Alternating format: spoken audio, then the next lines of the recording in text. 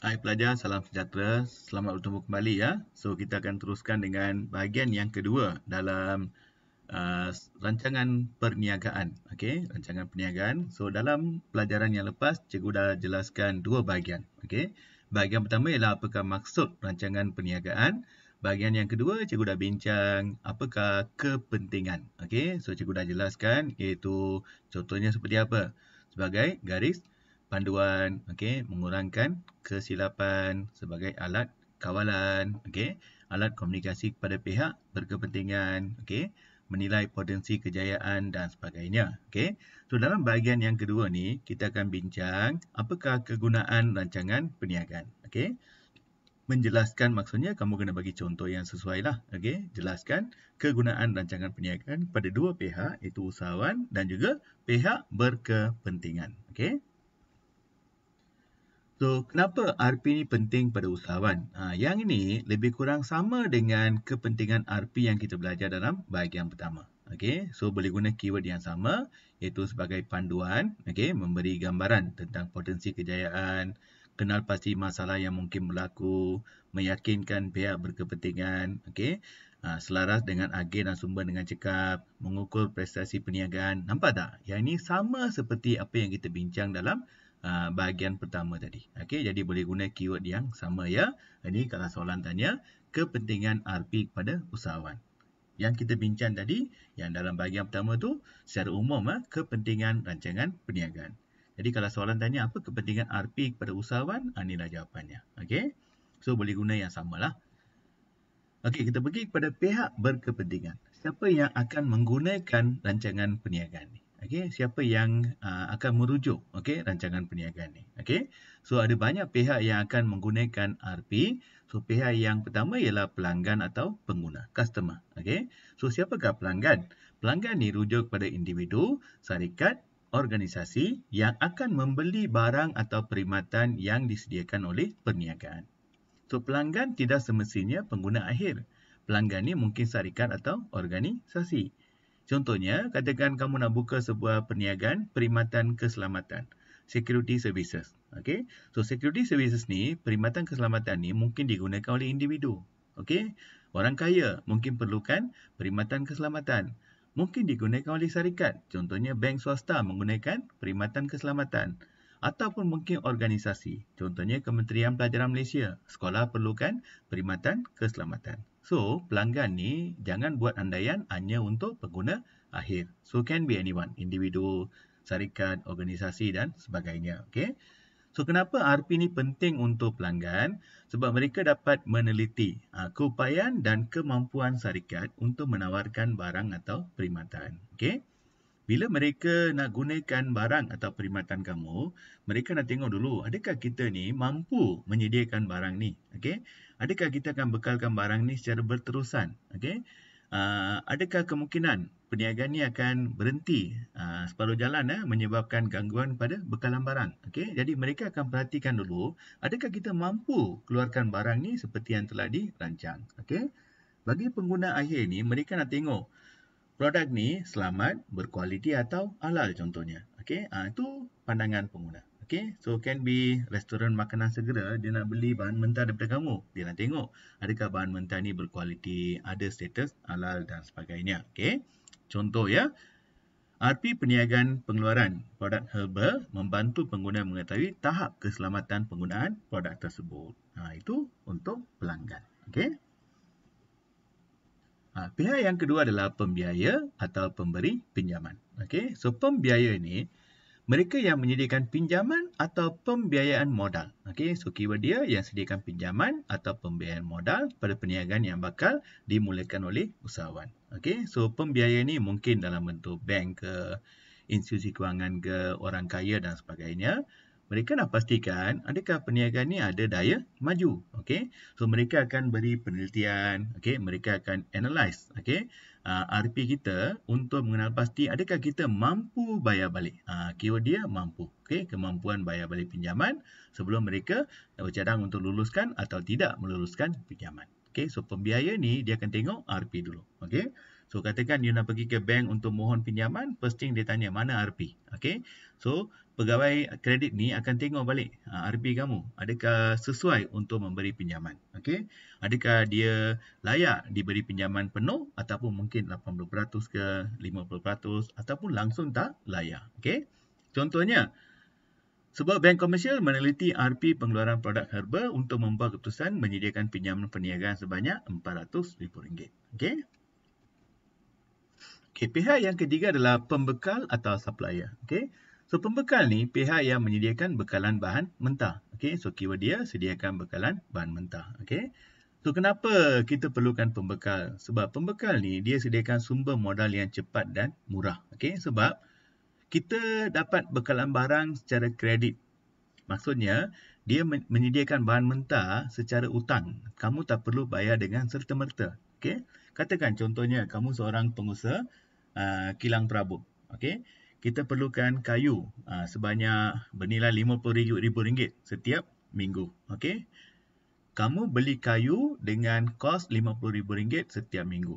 Okay. Katakan kayu ni kamu terpaksa bayar secara tunai.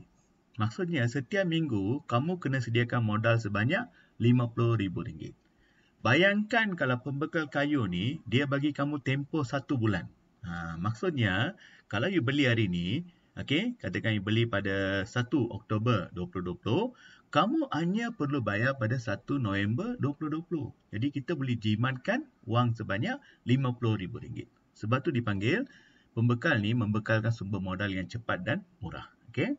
So pembekal juga boleh meneliti rancangan perniagaan untuk memastikan adakah mereka bersedia untuk menandatangani perjanjian. Okey, adakah mereka sanggup membekalkan barang atau tidak. Okey.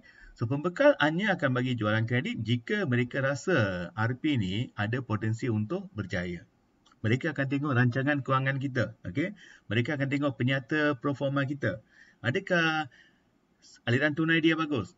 Kalau mereka rasa confident, yakin, barulah mereka akan bagi bekalan barang secara kredit. Okey. Contohnya, seorang pembekal meneliti RP pengeluaran produk herba untuk membuat keputusan menyediakan bekalan bahan mentah melalui jualan kredit dan juga menentukan tempoh bayaran balik. Okey. Okey, yang keempat, pelabur, rakan kongsi, pemodal atau pemegang saham. Okey, so pelabur ialah pihak yang menyumbangkan modal. Macam mana? Mereka mungkin membeli saham, okey, mereka menjadi rakan kongsi atau pemodal teroka. Jangan keliru dengan pembiaya. Pembiaya ialah pihak yang memberi pinjaman. Yang ini mereka menyumbangkan modal dengan membeli saham. Okey. So, pelabur ni perlu menilai. Okey, mereka akan melihat secara terperinci rancangan perniagaan sebelum mereka melabur.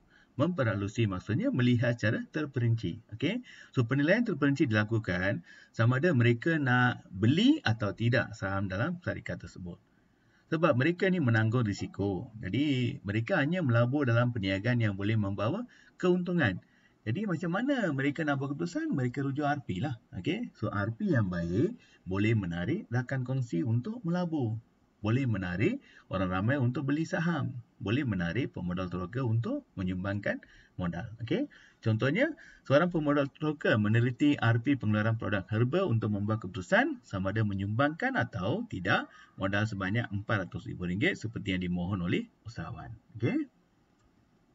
Okay, pihak yang kelima, kerajaan atau agensi kerajaan. Okay, so kerajaan ialah pihak yang menguatkuasakan undang-undang. At the same time, mereka juga ada menyediakan pelbagai insentif atau bantuan. Okay, mungkin mereka beri subsidi, grant, pinjaman dengan kos faedah yang rendah. Okay, mungkin mereka menyediakan prasarana dan sebagainya. So, kerajaan ni pihak yang sangat penting ya, yang kita kena rujuk bila sediakan RP ni. Okay, so RP akan dirujuk oleh kerajaan untuk memberi bantuan kepada usahawan. Rancangan perniagaan yang baik mudah mendapat kelulusan dan bantuan daripada kerajaan. Okey, ada banyak pihak yang sanggup bantu kamu. Okey, bagi usahawan Bumiputera, mereka boleh dapat pinjaman daripada MARA, okey, ataupun boleh mohon pinjaman daripada KPDN, KK, okey, ada microkredit, okey.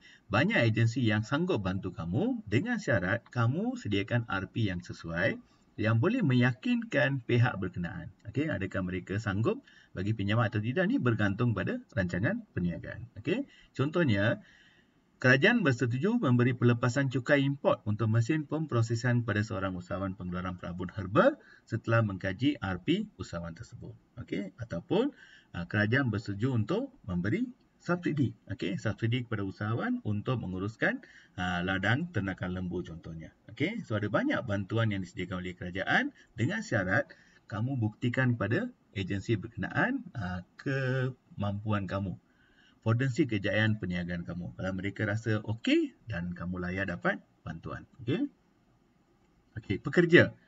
Pekerja adalah mereka yang menyumbangkan masa, tenaga, kemahiran dalam suatu perniagaan. Okey, so mereka bekerja untuk mendapatkan upah. Okey. Bukan senang untuk mendapatkan pekerja yang mahir sebab mereka dah bekerja dalam syarikat lain. So mereka akan tanya soalan, kenapa saya perlu berpindah? Kenapa saya mesti bekerja dengan kamu? Okey. So RP ni dapat membantu pekerja untuk memahami alat tuju. Okey. What is your vision? Okey. Apa visi syarikat? Okey. Apakah tanggungjawab yang mereka perlu lakukan? Okey. Apa tugas yang mereka perlu buat? Okey. Adakah syarikat ni ada potensi untuk berjaya sebab mereka juga menanggung risiko ya bila tinggalkan syarikat lain dan join kamu, okey, untuk bekerja. Okey. So RP pengeluaran produk herba ni yang disediakan oleh Cik Anissa berjaya menarik pekerja berkemahiran dan berkelayakan untuk bekerja dalam syarikat tersebut. Jadi RP ni menjadi daya tarikan pekerja untuk bekerja dalam syarikat berkenaan. Kalau RP ni tidak meyakinkan, so pihak seperti pekerja ni mereka takkan datang ke kedai kamu atau bekerja dengan perniagaan kamu. So terpaksalah kamu cari pekerja baru dan ingat pekerja baru ni banyak masalah dia. Kamu kena melatih mereka. Okey, lepas terima latihan mereka mungkin cabut ke tempat lain. Jadi, untuk pastikan pekerja tu committed dan sebagainya, RP tu sangat-sangat penting. Okey? Okey, dah sampai ke bahagian akhir, contoh soalan dan cadangan jawapan. Mungkin kamu ditanya uraikan 3 kepentingan RP kepada usahawan.